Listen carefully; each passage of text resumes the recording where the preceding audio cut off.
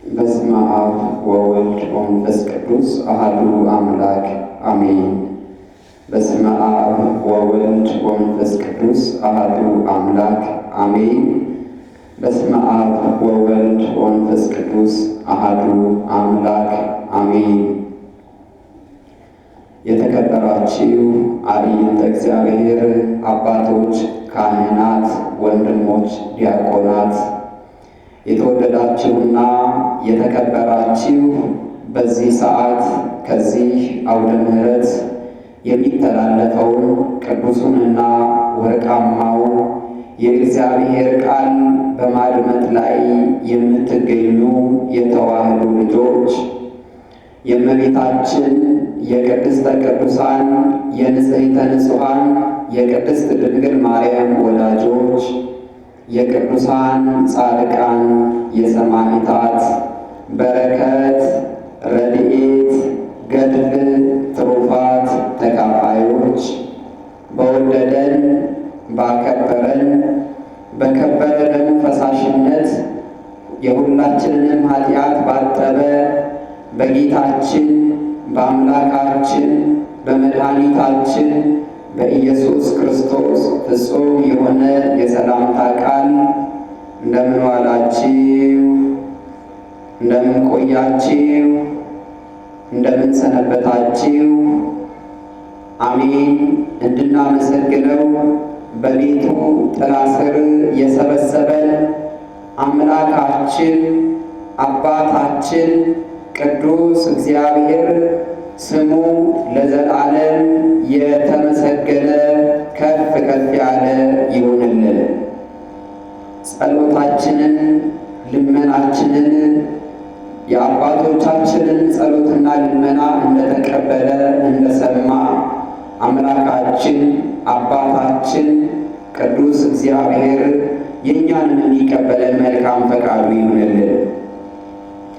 እንግዲህ ከዚህ ሰዓት ጀምሮ ደግሞ አምላካችን ቅዱስ እግዚአብሔር የሕይወት ምግብ የሆነውን ቅዱስ ቃሉን ይመግበናል።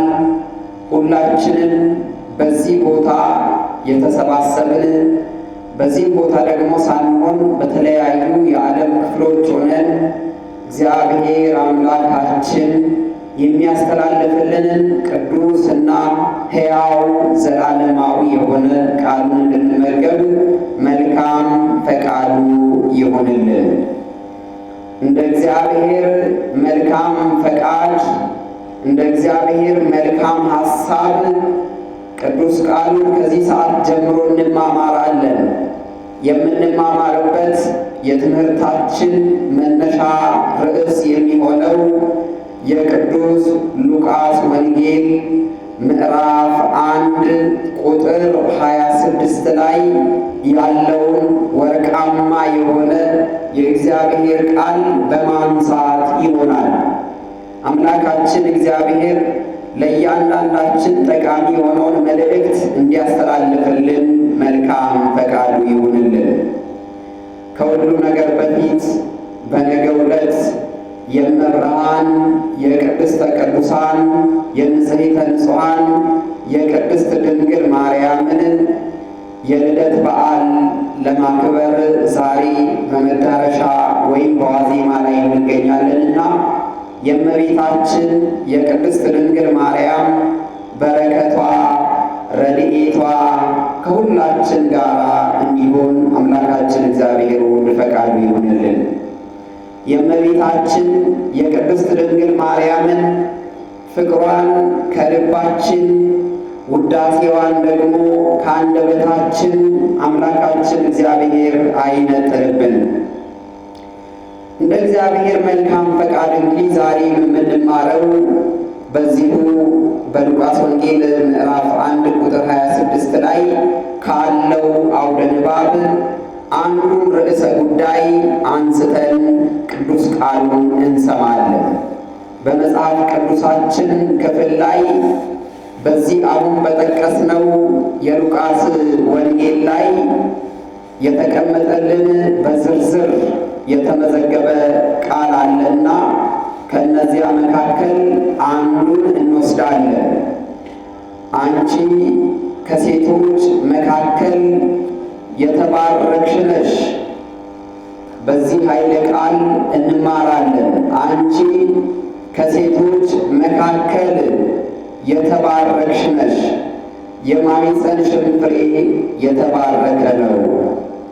ይህንን ቅዱስና ወርቃማ የሆነ የእግዚአብሔር ቃል የተናገረው በዚህ ምዕራፍና ቁጥር ላይ እንደምናነበው የእግዚአብሔር መልአክ ቅዱስ ገብርኤል ነው።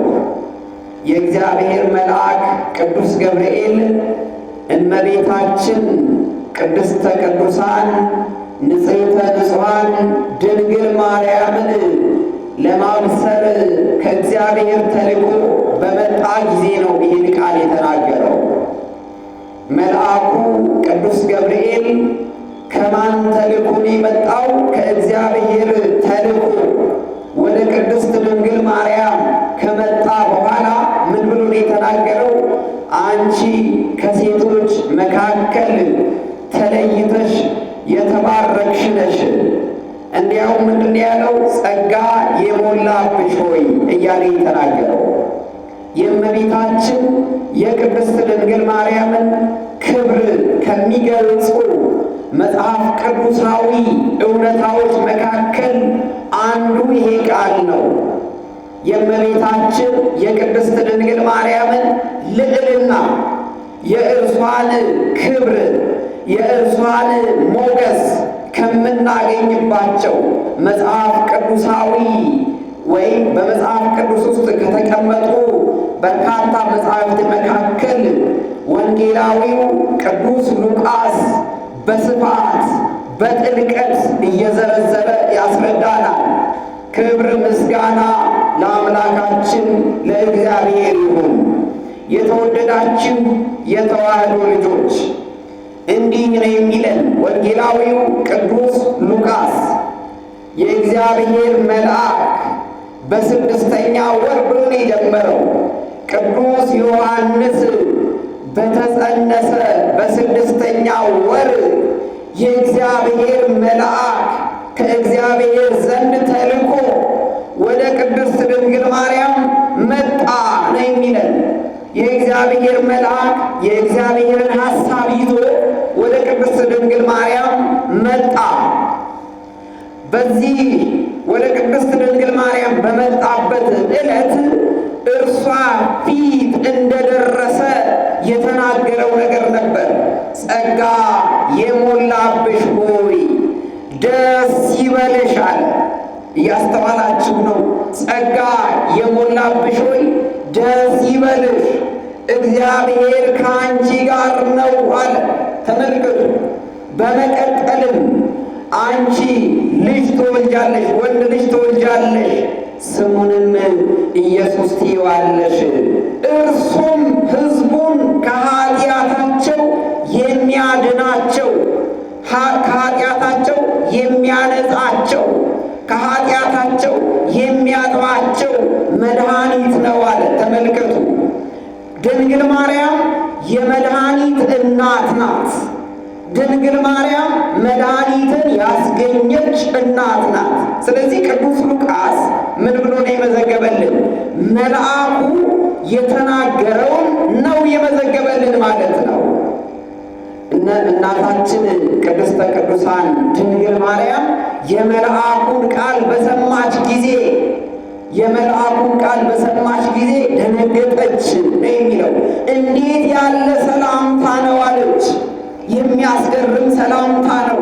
መልአኩ የተናገራቸው ቃላት የማይታጠፉ የማይታበሉ እግዚአብሔር ሊፈጽማቸው ያቀዳቸው መሆኑ የተረጋገጠ ነው እና እጅግ ደግሞ አስገራሚ ነበር። ስለዚህ የእግዚአብሔር መልአክ ይህን ቃል በድንግል ማርያም ፊት ቆሞ ሲናገር ድንግል ማርያም ተገረመች። ድንግል ማርያም እንዴት ያለ ሰላምታ ነው ብላ ተደነቀች ነው የሚለው። እንግዲህ የእግዚአብሔር መልአክ ተመልከቱ፣ እርሷ ለመልአኩ የመለሰችላቸው ቃላት ነበሩ። ምን የሚል ቃል? እኔ ወንድ ሳላውቅ ይሄ እንዴት ይሆንልኛል አለች። ምን ሳላውቅ አለች? ወንድ ሳላውቅ የድንግል ማርያም ሕይወት የጋብቻ ሕይወት አልነበረም። የድንግል ማርያም ኑሮ በቤተ መቅደስ ነበረ። እርሷ በቤተ መቅደስ እየፈተለች አምላኳን መድኃኒቷን እግዚአብሔርን የምታገለግል የስለት ልጅ ናት እና ይሄ አስገራሚ ነበር ይሄ ንግግር። ነገር ግን የእግዚአብሔር ሐሳብ ነው። ነገር ግን የእግዚአብሔር ፈቃድ ነው። እግዚአብሔር ዓለሙን ለማዳን ዓለሙ ይድን ዘንድ ገና በዋዜማው መልአኩን ላከ። ይሄ መልአክ ቅዱስ ገብርኤል ገናናው መልአክ ታላቁ መልአክ ከእግዚአብሔር ዘንድ ነው ተልኮ የመጣው። ይህንን ስንመለከት እንግዲህ ምን ማለታችን ነው? ይሄ መልእክት በራሱ የእግዚአብሔር መልእክት ነበር ማለት ነው። መልአኩ ምንድን ያለው? እርሷን ለማሳመን ዝቅ ብለን ገና ከመጀመሪያው እናገኘዋለን። እንዲያውም ምንድን ያለው? እኔ በእግዚአብሔር ፊት የምቆመው ገብርኤል ነኝ ብሎ ዘካርያስን ለማሳመን ያደረገው ንግግር እጅግ አስገራሚ ነው። ይህን ስንመለከት ቃሉ የእግዚአብሔር ቃል መሆኑን እናምናለን። ይህን ስንመለከት መልአኩ ከእግዚአብሔር ዘንድ ተልኮ እንደመጣ እናምናለን። ይሄ መልእክት በራሱ የእግዚአብሔር መልእክት መሆኑን እንገነዘባለን ማለት ነው። የተወደዳችሁ የእግዚአብሔር ሕዝቦች እመቤታችን ቅድስት ድንግል ማርያምን ለማሳመን ቃሉ ሰማያዊ ቃል መሆኑን፣ ቃሉ መለኮታዊ ቃል መሆኑን፣ ቃሉ የእግዚአብሔር መልእክት መሆኑን ሲያስገነዝብ መልአኩ ምንድን ያለው? እነሆ ኤልሳቤጥ በስተርጅናዋ ኤልሳቤጥ የቅድስት ድንግል ማርያም አክስቷ ነበረች። አክስትሽን ዘመድሽን ኤልሳቤጥን ተመልከች። እርሷ በስተርጅናዋ ልጅ አግኝታለች። ይኸው ዛሬ 6ኛ ወር ሆኗል አለ መልአኩ። በደንብ አስተውሉ። 6ኛ ወር ሆኗል። እርሷ እኮ መካን ነበረች። እርሷ እኮ ልጅ ያጣች ነበረች። የእርሷ ማህፀን ልጅ ማስገኘት ያልቻለ፣ ነገር ግን የእግዚአብሔር ድንቅ ሥራ በካህኑ ዘካርያስ ቤት ይገለጥ ዘንድ ይሄ ሆኗል ካለ በኋላ መልአኩ ምንድን ያለው? ለእግዚአብሔር የሚሳነው ነገር አለን ብሎ መለሰላት። እያስተዋላችሁ ነው? ለማን የሚሳነው ነገር አለን? ለእግዚአብሔር የሚሳነው ነገር አለን። እግዚአብሔር እንዳይሰራ ገደብ አለው ወይ? እግዚአብሔር ማድረግ አይችልም ወይ? ይቻለዋል። ለእግዚአብሔር የሚሳነው ነገር የለም። በዚህ በኦሪት ዘፍጥረት ላይ እኮ በእርግጥ ሳራ በሳቀች ጊዜ ሳራ እግዚአብሔር በነ ሳራ ቤት በነ አብርሃም ቤት በተስተናገደ ሰዓት ሳራን ምንድን ያላት? የዛሬ ዓመት ወደ አንቺ ቤት እመለሳለሁ፣ አንቺም ልጅ ትወልጃለሽ አላት። ይሄ ቃል የእግዚአብሔር ቃል ነው። በዚያ ሰዓት ግን ሳራ ተገረመች። ዕድሜዋ ሄዶ ነበር። ይሄ ሊሆን እንደማይችል በእርሷ ስሌት ወስናለች። እንደ እርሷ ሊሆን እንደማይችል አምናለች። ነገር ግን ለእግዚአብሔር የሚሳነው ነገር የለም። ስለዚህ ለእግዚአብሔር የሚሳነው ነገር አለን የሚለውን ቃል በዚህ በኦሪት ዘፍጥረት ምዕራፍ 18 ላይ እናገኛለን ማለት ነው። ስለነ አብርሃም ታሪክ ላይ ማለት ነው። በአጠቃላይ በኦሪት ዘፍጥረት መጽሐፍ ላይ ለእግዚአብሔር የሚሳነው ነገር እንደሌለ አስረግጦ ይነግረናል። ይህንኑ ቃል የእግዚአብሔር መልአክ ቅዱስ ገብርኤል ደግሞ ለድንግል ማርያም ነገራል። ለእግዚአብሔር የሚሳነው ነገር አለን? አዎ፣ ብዙዎቻችን ካለማመን ዘግይተናል። የእግዚአብሔርን ድንቅ ሥራ ከመቀበል ወደ ኋላ ቀርተናል። ግን እግዚአብሔር ሥራውን አላቆምም። ዛሬም የእግዚአብሔር የምሕረት እጁ እንደተዘረጋች ነው። ዛሬም እግዚአብሔር ምናልባት እኛ ብናምንም ወይም ባናምንም የእርሱ ድንቅ ሥራ ግን ቀጣይ ነው እና ድንግል ማርያም የመልአኩን ንግግር በሰማች ጊዜ እንዲያው ምንድን ያለው መልአኩ? መንፈስ ቅዱስ በአንቺ ላይ ይመጣል። ማን በአንቺ ላይ ይመጣል። መንፈስ ቅዱስ በአንቺ ላይ ይመጣል። ኃይለ ልዑል ይጸልልሻል አለ። ተመልከት፣ በአንቺ ላይ ይመጣል። ይሄንን ስራ የሚሰራው ይሄን ተግባር የሚፈጽመው መንፈስ ቅዱስ ነው። አዎ በዚህ ጊዜ ድንግል ማርያም ምንድን ነው ያለችው? ይሁነኒ በከመ ትቤለኒ፣ እንደ ቃልህ ይሁንልኝ፣ አንተ እንዳልከው ይደረግልኝ። የእግዚአብሔር ሐሳብማ ከሆነ ማንገራገር የለማ። በእግዚአብሔር ቃል ላይ ቅጥፈት የለማ። ቃሉ ይፈጸማል። እኛ ብንወድ ወይም ባንወድ እግዚአብሔር ያለው ይሆናል። ክብር ምስጋና ለአምላካችን ለእግዚአብሔር ይሁን። መልእክቱ እግዚአብሔር ነው። በዚህ ሰዓት ድንግል ማርያም እንደ ቃልህ ይሁንልኝ አለች። እንደምን? እንደ ቃልህ።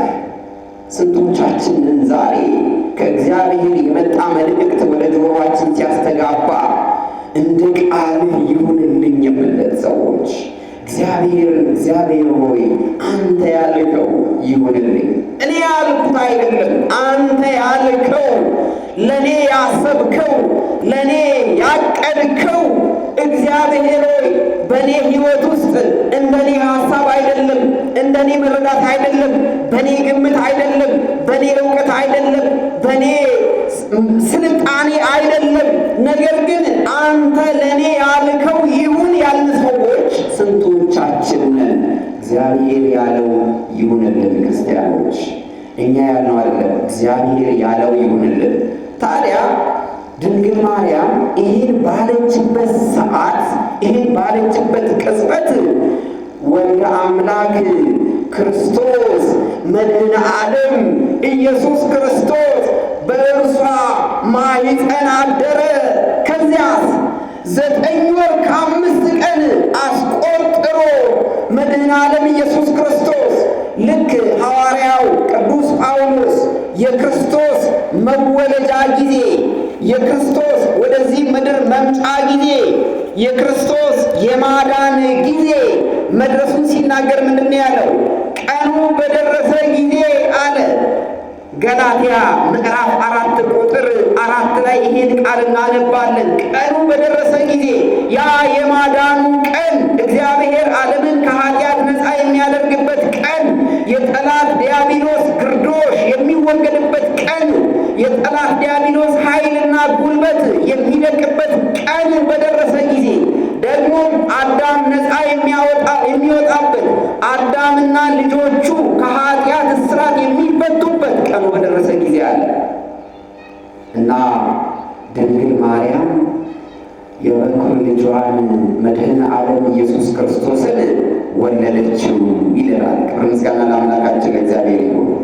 የመልአኩን ቃል ተቀበለች፣ ይሁንልኝ አለች።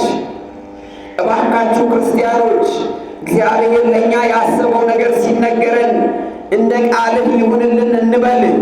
እንደ እግዚአብሔር ቃል ይሁንልን፣ እንደ እግዚአብሔር ቃል ይደረግልን፣ እንደ እግዚአብሔር ቃል ለእኛ እግዚአብሔር ያሰበው ነገር እንደ ሰው ሐሳብ አይደለም፣ እንደኛ ሐሳብ አይደለም፣ እንደ እርሱ ይሁንልን። እንዲህ ማለት እንድንችል ድንግል ማርያም ትክክለኛ አብነታችን ናት። ይህን ቃል መልአኩ ብቻ አይደለም የተናገረው። አንቺ ከሴቶች መካከል ተለይተሽ የተባረክሽ ነሽ ብሎ የተናገረው መልአኩ ብቻ አልነበረም። ዝቅ ብለን ደግሞ 42 ቁጥር ላይ ስናነብ በዚህ በሉቃስ ወንጌል ምዕራፍ 1 ቁጥር 42 ላይ ደግሞ ስናነብ አስገራሚ የሆነ የሚመስጥ ቃል እናነባለን። ድንግል ማርያም ወደ ኤልሳቤጥ ሄደች። ምን ሰምታ ነው የሄደችው? የኤልሳቤጥን መጽነስ። ኤልሳቤጥ ልጅ አልነበራትም። ሁል ጊዜ ታዝን ነበረ፣ መክና ነበረ። ባለቤቷ ካህኑ ዘካርያስ በቤተ መቅደስ ሆኖ በእርግጥ ራእይ አይቶ ባለቤት የቅድስት ኤልሳቤጥ ማኅፀን መክኖ ይኖር ነበር። ታዲያ መጨረሻ ላይ እግዚአብሔር እርሷን ጎበኛት። ድንግል ማርያም አክስቷ ስለነበረች ኤልሳቤጥ አክስቷ ስለነበረች እርሷን ለመጠየቅ የተደረገላትን ነገር ሰምታ እግዚአብሔር እንዴት እንደጎበኛት እንኳን ደስ አለሽ ልትላት ወደ ኤልሳቤጥ ሄደች ድንግል ማርያም። ዛሬም ቅድስት ድንግል ማርያም ወደ እያንዳንዳችን ጓዳ ትምጣልን። የጎደለው ይሞላላ፣ ያጣነውን እናገኛለና። ያለ ድንግል ማርያም ዛሬ ጎጇችን ባዶ ነው። ዛሬ ሕይወታችን ባዶ ነው። ወደ ኤልሳቤጥ ቤት ሄደች። እንዲያውም ኤልሳቤጥ በድንግል ማርያም ወደ እርሷ መምጣት ተገርማ ምንድን ያለችው? የጌታዬ እናቱ አለች። የማን እናት? የጌታዬ እናቱ አለች። ኤልሳቤጥ ናት ይህ ቃል የምትናገረው። ወደ እኔ ትመጪ ዘንድ እንደምን ይሆንልኛል? አዎ አንቺ ክብር ያለሽ ነሽ፣ የጌታዬ እናት ነሽ፣ አንቺ ከፍ ያልሽ ነሽ። እኔ ወደ አንቺ መምጣት ነበረብኝ እንጂ እንዴት አንቺ ወደ እኔ ትመጫለሽ? አለች። ከዚያስ እየሰገደች እጅ እየነሳች ኤልሳቤጥ ማንን እጅ የምትነሳው? ድንግል ማርያምን እጅ እየነሳች እየሰገደች ምን አለች? አንቺ ከሴቶች መካከል የተባረክሽ ነሽ፣ የማኅፀንሽ ፍሬ ቡሩክ ነው አለች። ተመልከቱ፣ አንቺ ከሴቶች መካከል የተባረክሽ ነሽ። የሚገርም አባባል ነው። የዚህ ቃል የዚህ ምስክርነት ባለቤት ደግሞ ቅድስት ኤልሳቤጥ ናት። ተመልከቱ፣ ቅድስት ኤልሳቤጥ ድንግል ማርያምን እያደነቀች እየሰገደችላት ከፍ ከፍ እያደረገቻት፣ አንቺማ የጌታዬ እናት ነሽ፣ እኔ ነኝ እንጂ ወደ አንቺ መምጣት የሚገባኝ፣ እንዴት አንቺ ወደ እኔ ትመጫለሽ? አለች። የሚገርም ነው። ኤልሳቤጥና ድንግል ማርያም የሰላምታን ቃል በሚለዋወጡበት ሰዓት ኤልሳቤጥ የ6 ወር ሕፃን በማኅፀኗ ነበረና ሕፃኑ ዮሐንስ እየዘለለ እየሰገደ የድንግል ማርያምን ክብር ገለጠ ይለናል። ክብር ምስጋና ለአምላካችን ለእግዚአብሔር ይሁን። አያችሁ የእግዚአብሔርን ድንቅ ሥራ። ምናልባት በሰው ሰውኛ ገና በማኅፀን ያለ ሰው መሆኑ እንኳን በእውን ያልተረጋገጠ ሕፃን የድንግል ማርያምን ክብር ከገለጠ፣ በማኅፀን ያለው የድንግል ማርያምን ክብር ከገለጠ እኛ ማንንና ነው የማንገልጠው? ተመልከቱ፣ ሕፃኑ በእናቱ ማኅፀን ውስጥ ለድንግል ማርያም ያለውን ክብር ገለጠ፣ ሰገደላት ብላለች ኤልሳቤጥ። ይኸው በማኅፀኔ ሕፃኑ ጽንሱ ዘሏል አለች። ጽንሱ እየዘለለ ነው፣ እየሰገደ ነው። የሚገርም አባባል ነው። ተመልከቱ። ከዚያ ድንግል ማርያም ራሷ ምን ብላ የተናገረችው? እነሆ ከዛሬ ጀምሮ ትውልድ ሁሉ ምን ይሉኛል? ያመሰግኑኛል። ትውልድ አለች። ተመልከቱ፣ ትውልድ የአንድ ክፍለ ዘመን ጉዳይ አይደለም። የድንግል ማርያም ክብር ዘመናትን የሚሻገር ነው። ከትውልድ ወደ ትውልድ የሚሸጋገር ክብር ነው። ይሄ የእግዚአብሔር ሐሳብ ነው። የእግዚአብሔር ፈቃድ ነው። የሰው ሐሳብ አይደለም። ተመልከቱ፣ ድንግል ማርያም ባለ ብዙ ጸጋ ናት። ባለ ብዙ ጸጋ ምን አይነት ጸጋ እንል ይሆናል? ድንግል ማርያም ድንግል ናት። ከመውለዷ በፊት ድንግል ናት። በወለደችበት ጊዜ ድንግል ናት። ከመውለዷም ወይም ከወለደችም በኋላ ድንግል ናት። ይሄ ልዩ ጸጋ ነው፣ ለሌሎች ምድራውያን ሴቶች ያልተሰጠ። ለዚህ ነው የእግዚአብሔር መልአክ ቀጥሎም ኤልሳቤጥ ከሴቶች መካከል ተለይተሽ ያሉበት ምክንያት ይሄ ነው። ድንግል ማርያም ንጽሕት ናት። በወለደች ጊዜ ከመውለዷ በፊት ልክ እርሷ ከእናቷ ማኅፀን ስትወለድ ገና ስትፈጠር ጀምሮ ንጹሕ አድርጎ ሰራት። ሊቁ በቅዳሴ በማነው ተአምረ ማርያም ላይ በገለጠበት ሰዓት ምንድን ያለው? ድንግል ማርያም በአምላክ ልቦና ታስባ ታቅዳ ትኖር ነበር አለ። በማን ልቦና? በአምላክ ልቦና። አምላክ ያዘጋጃት ከኃጢአት ነፃ ሆና። ተመልከቱ፣ የአምላክን ልጅ ለመውለድ የተዘጋጀች እናት ናት። ይህ ስንቶቻችን ገብቶናል? ይህ ልዩ ጸጋዋ የድንግል ማርያም ልዩ ጸጋዋ። አዎ እናትም ናት፣ እናትነትን ከድንግልና አስተባብራ የያዘች ናት ድንግል ማርያም።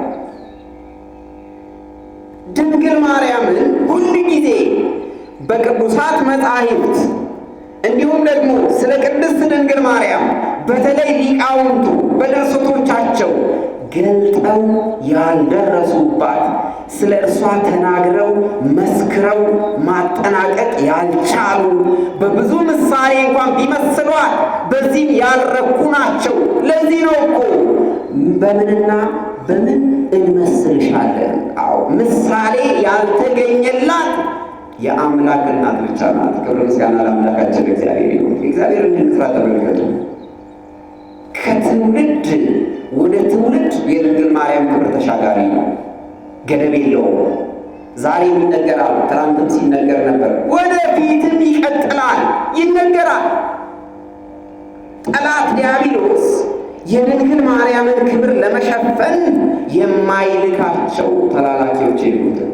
ሁሉን ይልካል፣ ግን ሁል ጊዜ እርሱ ጥረት ያደርጋል እንጂ ሐሳቡ ሁል ጊዜ ይወድቃል።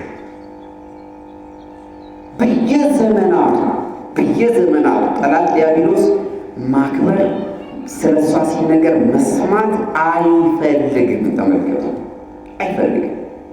ከዚህ የተነሳ የአምላክ ሰው መሆን ጉዳይ በእርግጥ አንድ ነገር እንገንዘብ፣ አንድ ነገር እንረዳ።